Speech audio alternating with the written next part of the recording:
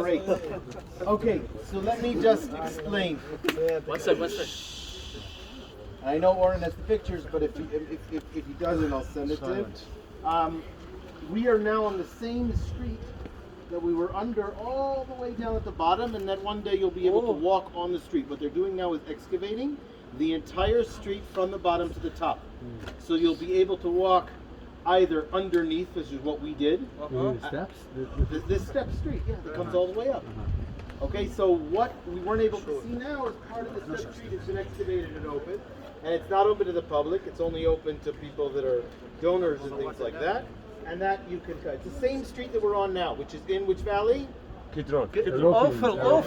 Cheesemaker. The Awful Valley. Cheesemaker. Right, okay, now, I'm going to explain, now there are a few things that need to be explained about this area in general. We're talking about the southern excavations.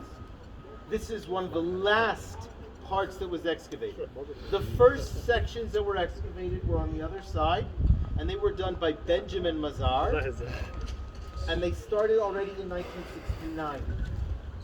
Almost immediately after 1967, they were able to clear the area. There was a girls' school there, and that was, Goren wanted to make it his headquarters.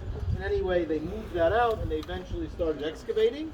Eilat Mazar helped, and a man named Mordechai Ben Dov, remember that name? He's going to come up a few times. And they excavated here for over 10 years. Now, Kathleen Kenyon had already excavated here as well. And Warren was here. Warren, they didn't let excavate. What did Warren do? He dug shafts. He didn't find a shaft here. He dug shafts all around Temple Mount. They were like a meter on a meter. And so he already knew a lot of the stratigraphy that was here. He came here in 1867. Before so many things happened, but you know what? Already then he figured a lot of things out before anybody had even thought about it.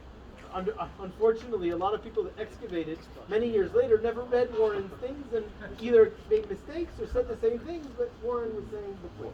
In any case, we'll see a few places where Warren will be important. Later on, there was two areas that Roni Reich excavated, one with Yaakov Billig and the other with, Yuval Baruch. Yuval would be upset if We I have to forgot remember it. the names? No, these are friends of mine, and if they knew that I forgot, they excavated here, they'd be upset with me. It's on YouTube. So. Yeah. So It's recorded here also. Yuval Baruch. If I ever finish my doctorate, it's a continuation of some of the stuff Yuval did in the South. Anyway, let's talk about what they found here. So this is only found, by the way, in the 1990s. Some of this stuff. It was only on It's new. So it's all considered part of what's called today the Davidson Southern Excavations. The Davidson family is the owner of the Detroit Pistons. They endowed the museum that just was opened after a complete renovation, and it's basically consensus they did a job. So you'll make your own decision, but it's not for everybody. The advantages is air conditioned and bathrooms, so that's what it's going to be useful for also to us. Now, take a look at these pavements. Have you been to Tzipori? No. Yeah. When you get to Tzipori, when you look at the road, you'll understand what I'm saying. Are these pavements, do they look new or old? Old. Pavement rock. Now, they're 2,000 years old. But are they worn?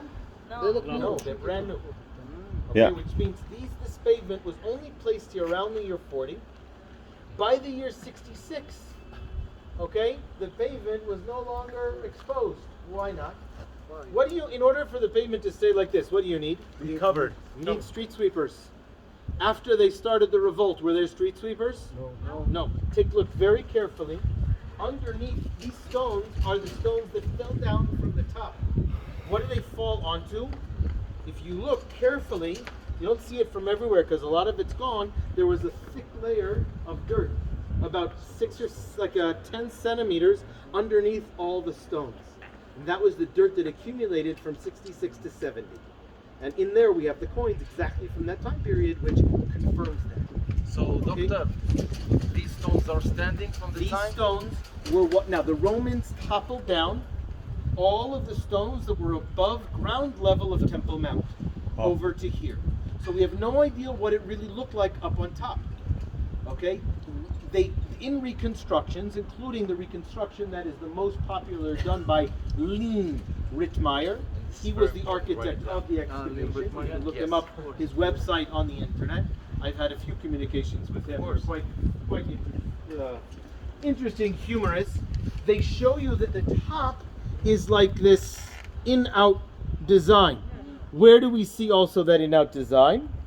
In Hebron, in El Khalil, in the tomb of the patriarchs Marat Machpelah, which we assume was built by Herod, even though we have no clear documentation that was built by Herod. But we assumed it had the same design. When we found these rocks, what do we find right here? What's this? A stone just like that. So it confirms that was the design that was up above. Even though, again, the pictures that were done before we actually confirmed it over here. Okay, so that's one of the very interesting types of stones. The other interesting type of stone, and don't get up right now, you'll see it going out, are the ones that are like triangular. If you see one, let me know. This one? What were those? There's one over there. Well, It looks. it's not exactly. You'll see it. There's one over there. These are the ones that were on like the edge. There was an edge. There's one over there. Yeah, that was not a cornerstone, but the ones that were on the edge. There was like a balcony on the top that overlooked right here. Guys, when you walk down, don't get up now. When you walk down, you'll point it out. It's right over here. And that was remember that when we get all the way to the end, because there's a special stone they found an inscription on. That's very important.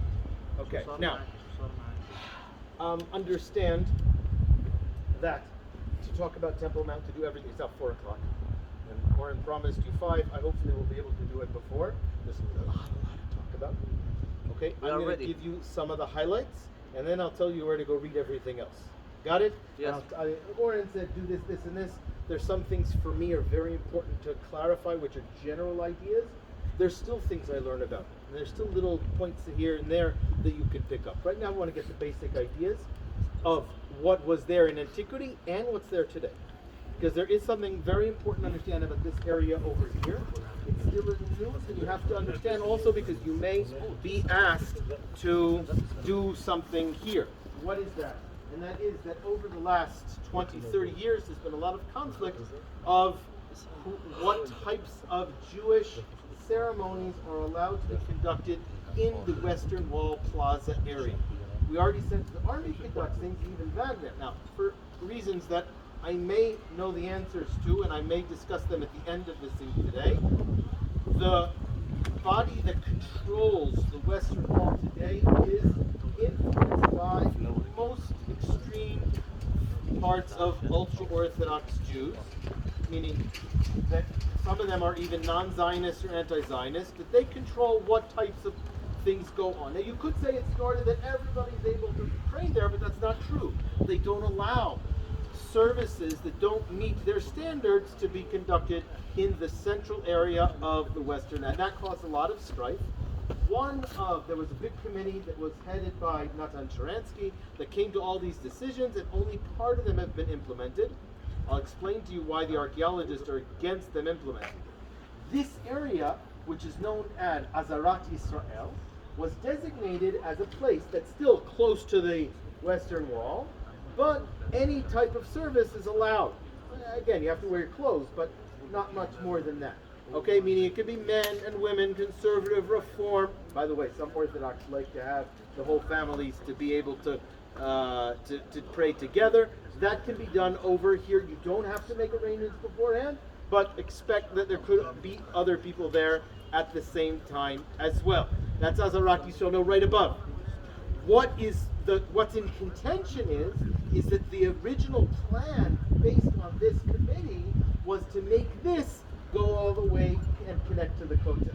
You understand why the archaeologists were against it? Because it would cover over this area. Now they could do it with a glass ceiling, which means that if you wore a skirt, whatever, and I won't get into it. There are issues there are all kinds of decisions of how to do it, but that's part of the issue of the next phase, which Netanyahu balked on. He did not put the last phase on. So what everybody's claiming, they haven't completed the agreement that was made based on that committee. Bennett said he would continue it, didn't. It's still a big mess. Okay, that's only one part of the story. Yeah. We want to be reassured. Which gate is this? This is the Mukzavi gate. This is the only gate that non-Muslims are allowed to go on. Okay, the Mughrabi gate. So can you write it down? Yes. Sure. You told us the pavement is new. I don't understand. Okay, this pavement was laid here around the year 40 Yes. by Agrippus. Just like all the other works that we have.